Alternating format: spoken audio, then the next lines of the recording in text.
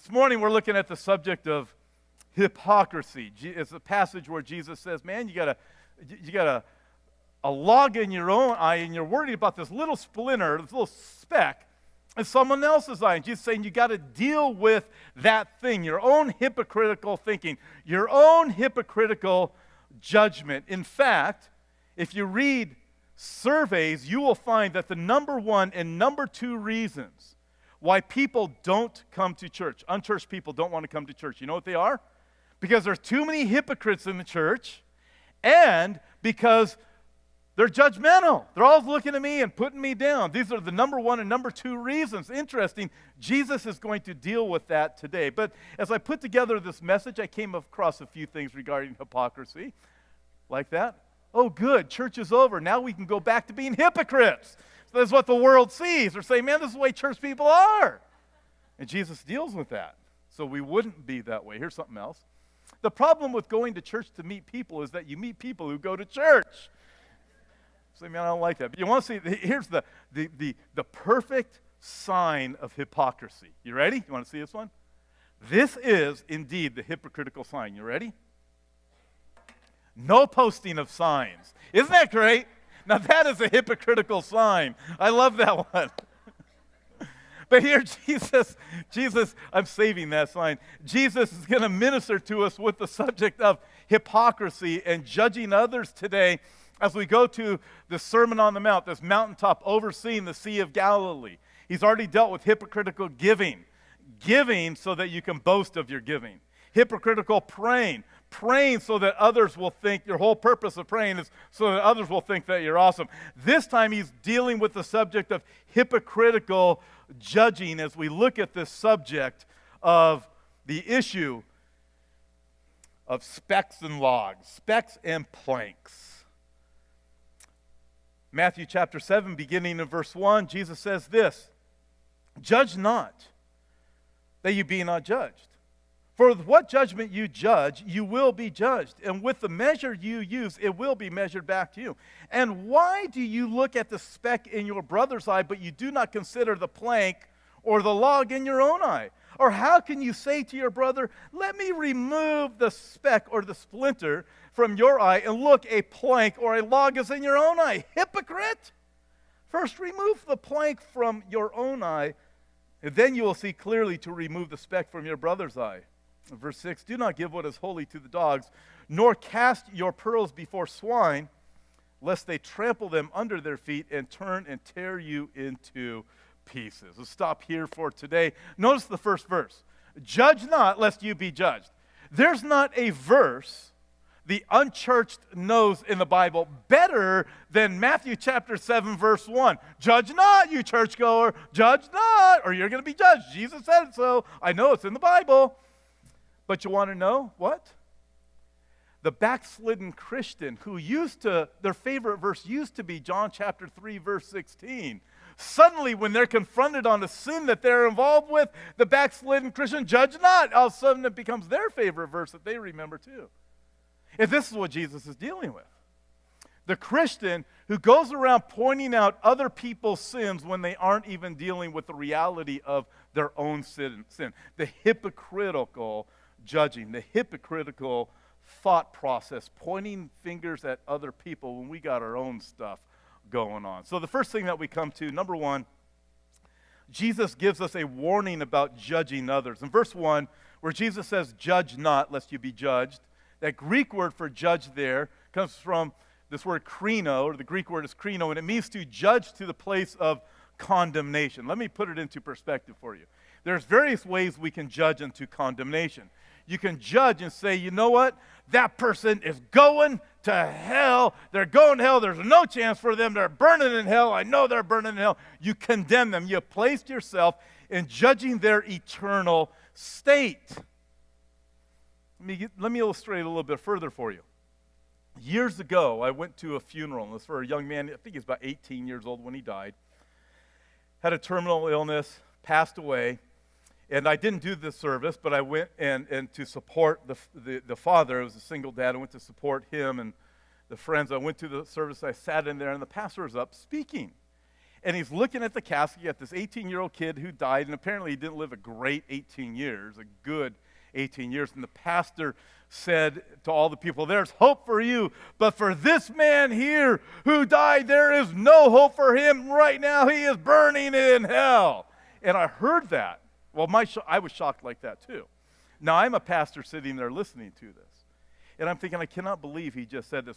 There's several things that did, but one of them is it put up a barrier between Jesus Christ and everybody that was sitting there. The other thing, he's gotten into that place of condemnation. Listen, we don't know what happens between a man and God in the last second that he is alive. We do not know that. We have the case of the thief on the cross.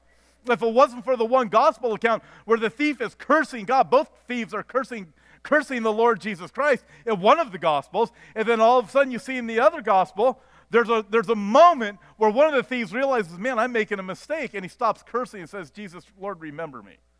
Right? We don't know what happens between a man and God in their last second of life. We don't know what happens between a woman and God in their last second of life. We cannot condemn another person, but there's another way we can condemn somebody also, not just to hell, but we can also condemn them in this regard. Joe comes over to you and says, hey, I got to tell you something. It's about Jim. And he begins to tell you about Jim, and your jaw drops as you're hearing about Jim. I can't believe that. All of a sudden, as Joe is filling you all about Jim who's over here, you're just starting to seethe with condemnation. Oh, that Jim is an evil person. Oh, how could he do that? 6 months go by, you've condemned Jim because of what Joe said. All of a sudden, 6 months later, you find out the truth about Jim. And you find out it wasn't Jim, it was Joe all along. Joe was talking about himself when he was really he's trying to make him believe that Jim's that way. We need to be careful on what we hear. There's a proverb that says the first one to plead his cause seems right until you hear from his neighbor. You hear from somebody one side of the story, and Christians are so guilty of this. You hear it. Wow, really? Oh, that person's evil. Wow, tell me more. Wow, they're really, wow. Jesus says, don't do that. And then you hear the other side of the story, and you realize, man, I was wrong. And we condemn somebody before we even get all the facts together. Jesus is cautioning us into not judging unto any type of condemnation. We leave the condemnation in the hands of the Lord. Now, we know Jesus isn't telling us there's never a place where we should judge with critical thinking. We need to judge with critical thinking. Why? Well, we know that. So this is talking about condemnation in verse 1. But Romans chapter 16 tells us this. Note the man who causes division and avoid him. Unless you have critical thinking, you wouldn't be able to note that man and avoid him, right? You have to make some type of judgment call. You haven't condemned him, but you've made a judgment call. There's a problem with this guy. Can't be trusted, right? Galatians chapter 1, verse 8. If we or an angel preaches any other gospel, let him be accursed. How can you know what the other gospel is unless you know this gospel and you make a judgment call, right? Listen, we make judgment calls every day, don't we? Indeed, we do make judgment calls every day. The employer judges somebody when he's sitting there. He's making a call, critical thinking. Should I hire this person as an employee or not? They've got an employee. Do I need to fire them? Do I need to write them up? Maybe they deserve a raise. They're critical thinking, right? You're making a judgment call. Listen, you go to the grocery store, you make a judgment call, right? You go to the produce section, you look at the produce, you say, oh, these apples are all squishy. Yuck. You just made a judgment call, right?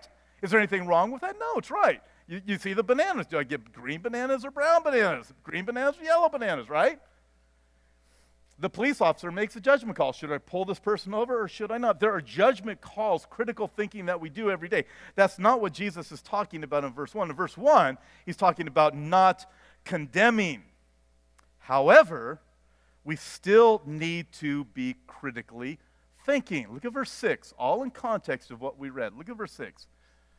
Jesus continues, do not give what is holy to the dogs, nor cast your pearls before swine, lest they trample them under their feet and turn and tear you into pieces. How would you know what it is to cast your pearls before swine, the dogs? The people, listen, he's basically saying, listen, you have the gospel of peace. You have the gospel of hope, but use Discernment. The problem that Christians often get into is a lack, we shouldn't, yeah, that's right, we should never judge anybody, never use any discernment. Let's just all do a great big group world hug. We are the world. We love everybody. Oh, kissy, kissy, right? Huggy, huggy. Just, man, you got to use your head. You got to be thinking. You got to understand. You go, well, I want to share the gospel with this person. And the person has told you repeatedly, you share the gospel with me one more time, I'm going to punch you in the nose. Well, you're going to hear it anyway. You keep going to them. You get punched in the nose. I can't believe they punched me in the nose. They told you they were going to punch you in the nose. You don't go there, right? This is what Jesus is saying. Understand. There comes a time where you say, you know what, I just need to pray for this person. I need to move on. What is it? Love and discernment. There's a needed balance between love and discernment. I love them, but I need to pray for them. And I need to know when it's time to continue on this path and when it's time to just say, let me leave it in the hands of the Lord. Listen, on the lines of judgment call, let me illustrate it for you this way. Let's say you're driving down the 15 freeway. You're headed south. You're going all the way to San Diego. You're going to watch a San Diego Charger game, which is not this week, and it won't be next week, but maybe next year because they are out of the playoffs. But let's just say, you're a Charger fan. You're going to a Charger game, but you love the Lord. You love everybody. Oh, and you're thinking, I know what I'm going to do. I'm going to pick up a hitchhiker on the way to the Charger game. I'm going to give him a ticket to the game because they got an extra one. I'm going to buy him food. I'm going to tell him about Jesus. This is going to be great. You get on the 15 freeway, you see your hitchhiker. They've got a mask on. They've got a chainsaw, right? Raider fan. No, you got a mask on. Somebody actually said that second service. That's why I said that. So they got a mask on. They got a chainsaw. What are you thinking? Don't pick him up. That's what you're thinking, right? I mean, would you pick him up? No. If you picked him up, what would you be? Not smart. I'll just be politically correct. All right? You wouldn't be smart. So you make a judgment call. There comes time, it is common sense. We make judgment calls. Later on in Matthew chapter 7, Jesus is going to say, we're not going to be there today, but by their fruit you shall know them. You're not condemning them, but you understand there's got to be discernment here. I've got to be able to use it. Let me put it this way. The Christian is called to show unconditional love, right? God has shown unconditional love toward us in that he sent his son. He loves us. But the Christian is not called to unconditional approval. Does that make sense? Look at verse 2 again. Then Jesus says this. He starts to put it all into perspective. For with what judgment you judge, you will be judged. And with the measure you use, it will be measured back to you. What's this? I call this the boomerang judgment. You know what a boomerang is? You throw it out, comes back, you catch it, hits you in the head, whatever it is, right? Jesus is making it real straightforward. How you treat others, you are going to be treated back. God's saying, this is the way it's going to be. This is the way I have designed it. Let me illustrate. Haman in the Old Testament, book of Esther. He wanted to kill all the Jews, so he built gallows to hang the Jews on. You know that story? Book of Esther? What happens? The boomerang judgment on Haman. The Jews weren't killed on the gallows. Haman ended up being hung on his own gallows. Check this out. Another illustration in the Bible. Judges chapter 1. I will read it to you. You can go there if you want, but it's very short. Now listen to this. Judges chapter 1, verse 5. Now check this out. This guy's name is Adonai-Bezek. Now listen to these words. And they found Adonai-Bezek in Bezek, and they fought against him, and they defeated the Canaanites and the Perizzite. Well, what does this have to do with the Sermon on the Mount? You'll see. Listen to this. They got Adonai-Bezek. The enemy found Adonai-Bezek. They captured him. And then, verse 6, they're going to capture him. Adonai-Bezek, he fled, and they pursued him, and they caught Adonai-Bezek. Now listen to this. And they cut off his thumbs and his big toes. Well, that's just mean. But listen to this, right? Thumbs and big toes. And Adonai-Bezek said, 70 kings with their thumbs and big toes cut off used to gather scraps under my table. Wow. I had caught 70 kings before. I cut off their thumbs. I cut off their toes, and they had to eat like dogs under my table. And then he says this, as I have done, so God has repaid me. Wow. That's what Jesus is saying here. The measure you give out, it will be measured back that way to you. Listen, Jesus does not prohibit the judgment of others. He only requires that our judgment be completely fair and that we only judge others by a standard we would also ourselves like to be judged by. To put it another way, it is common to judge others by one standard and ourselves by another standard, being far more generous to ourselves than others. With the measure we measure out to others, it will be measured back to us. God will measure unto us according to the same measure we use for others. There's a powerful motivation for you and I to also do good. Because just as it is with the negative side of it, right? You're mean to others, you get mean back. When you're generous, when you're kind, when you're full of grace, you reap what you sow. It gets measured back to you. Don't be judgmental. Be full of grace, full of compassion, ministering, recognizing the kindness you have received from God. Listen, if you were like me, you were saved from a pit of filth. And we remember where we were saved from.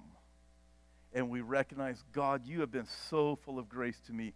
How can I express that grace and kindness to others that they might know you instead of pointing my finger? Let me illustrate for you. About 20 years or so ago, I was working in title insurance, 25 years ago probably. I was working in title insurance, and it was a Fortune 500 company, and when you went to work as a man, you dressed like this, right? And often with a coat on. The ladies dressed accordingly. They dressed in that business attire. There was no such thing as a casual day when I used to work there. And they hired this gal one day, and it was a big company, huge company. It's even bigger now, but it's a big company. And there's this one gal that was hired one time, and she didn't dress like the rest of the girls. She was hired, and she was a stripper. That's what the people in the office said. And she worked on my floor. The girl said one thing about her, and the men said something else. And they did not tell their wives what they said. That's what Jesus is getting at. All the pointing the finger. Then I had a boss that was a lady. She wasn't a Christian, but she did the right thing. You know what she did? She went up, she knew what was going on. I mean, this girl, the way she dressed, this is what she came to work there because she wanted to be a mainstream job. She didn't want to be a stripper anymore. So she's looking, how do I get into a job, a just job, you know? Something respectable and so forth. And this lady boss of mine, she heard all the talk around the office. She went up to her. She told her, I'm going to take you shopping. She took her to a department store and bought her a whole new wardrobe. Listen, this is what Jesus is getting at. We point the finger and we do all these other things. We're not willing to get in there and help. In John chapter 13, the night of the Last Supper, the disciples are there, right? Remember Jesus, he gets down to wash their feet. Remember, he doesn't point out their feet. You don't see in John chapter 13 where Jesus, he gets the bucket and he gets on his knees and he goes, oh, Peter, whoa, filthy feet, woo, man. Athlete's foot, oh, Matthew, oh. Couldn't you have done something better with all that money you collected from taxes? Oh, don't you cut your toenails? Judas is the only one in here with clean feet. I cannot believe you, man. This is disgusting. Dirty, dirty, dirty feet. He doesn't, does he? He gets down on his knees with the bucket and he begins to wash their feet. Likewise, I don't have the right to draw attention to another person's dirt unless I am willing to get on my knees and pray for them and reach out to them that they would be washed in the love and the forgiveness of the Lord Jesus Christ. If I am critical of others, people will be critical of me. How we judge others will be judged back. If I am condemning toward others, they'll be condemning toward me. If I'm most sin-sniffing another person's sin, other people are going to be sin-sniffing my stuff. If I'm a gossip, I'm going to be gossiped about. But the flip side of that is beautiful, because we reap what we sow. If we show mercy, God will see to it that mercy is shown to us.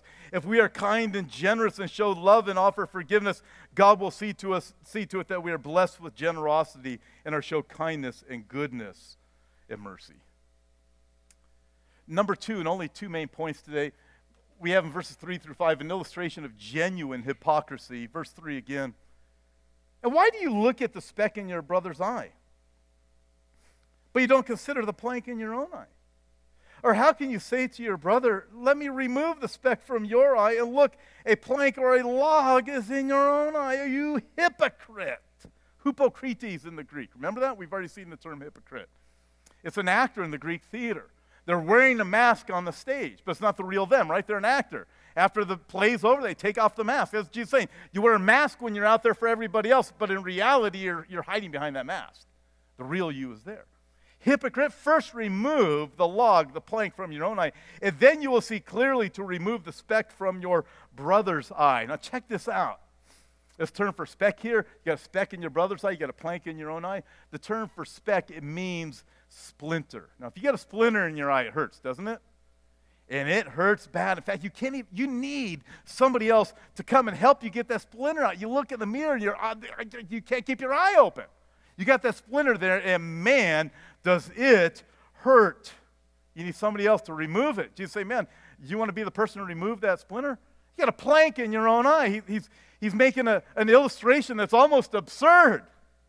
This great big piece of wood in your own eye, and that guy's got this little tiny thing. Here's the thing that's most interesting about all of this. Greek scholars will tell you that in the words here, Jesus is using, it's the same piece. The splinter in the other person's eye is just a splinter off of the big piece of wood that's in your own eye. Interesting. You got this giant wood, and that guy's got the tiny piece. His is exactly the same thing as yours, but his is much less than yours is. Isn't that fascinating? It's easy for us to recognize our own sin in other people, but not admit our own sin.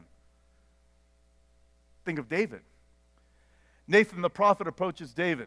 Says, David, let me tell you a story. You remember David, he sinned with Bathsheba, committed adultery, right?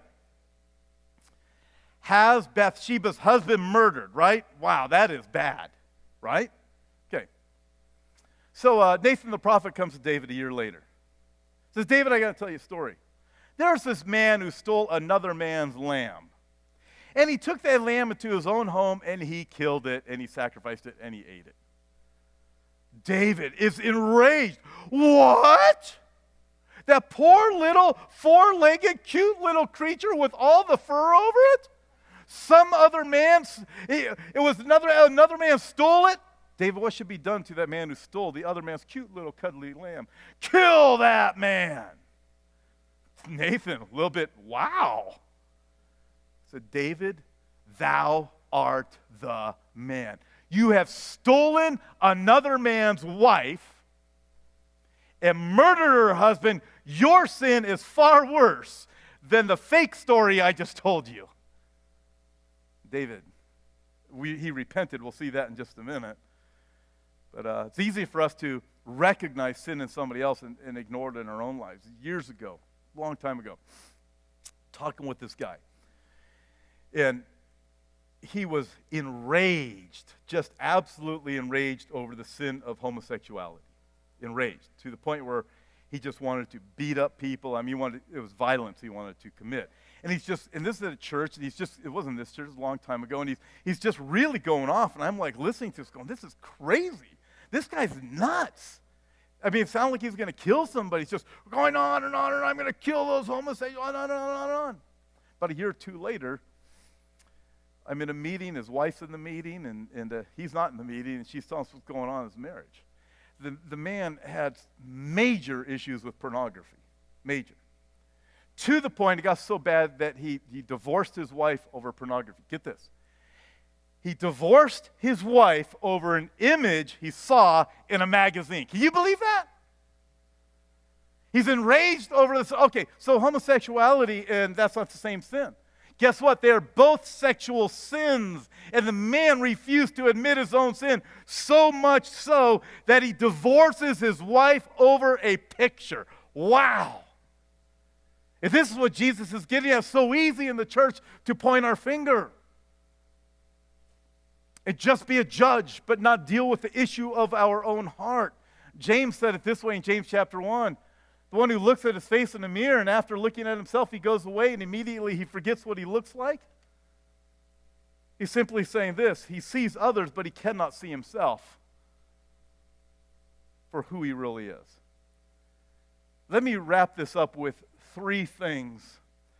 A judgmental, condemning attitude comes from the wrong view of these three things. You ready? Number one is this. First, it's a wrong view of God. In verse 1, with the statement, "Judge not that you be not judged," Jesus reminds the Pharisees that they are not to place themselves in the place of God and offer condemnation. The Pharisees are not the final court. God is the final court. But he's not only reminding the Pharisees, he's also reminding all of his disciples who are listening and every one of his people who have ever read this Sermon on the Mount. We are not the final court. To judge another person's motives or to curse to condemnation is to play God. That's what the Bible tells us. Romans chapter 14. Who are you to judge another person's servant? To his own master he stands or he falls. God is our master. And we leave any condemning up to him. Make sense? James said it this way, James chapter 4. Do not speak evil of one another, brethren. He who speaks evil of a brother and judges his brother speaks evil of the law and judges the law.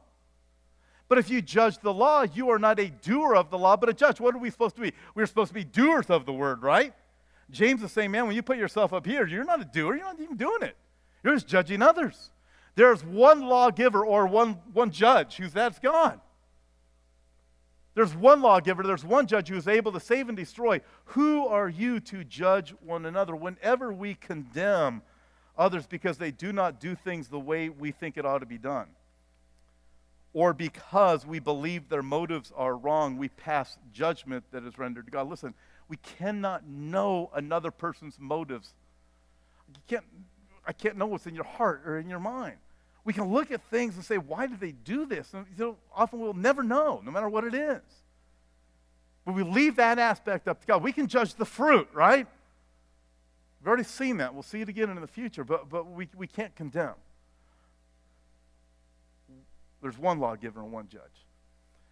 Number two, we have a judgmental or condemning attitude because we have a wrong view of others. In verse 5, Jesus isn't condemning noticing something that's wrong in another person. Look at verse 5 again. Not condemning noticing it. He says, hypocrite. What's he say here? First, remove the plank from your own eye. Then you can see clearly to remove the speck from your brother's eye. He says, your brother's got a speck. But deal with your own sin first is what Jesus is saying. After you deal with your own sin, when you are right, then you can go and minister to that brother who has got himself into a mess. Make sense? It's a heart thing. The heart of the matter is the matter of the heart. In Galatians chapter 6, the Bible tells us this is how we do it. When you see another person with a speck in their eye, brethren, if a man is overtaken in any trespass, you who are spiritual, restore such a one in a spirit of gentleness, kindness, grace, right? Restore them. You're seeking to restore them, not to cut them down, not to tear them apart.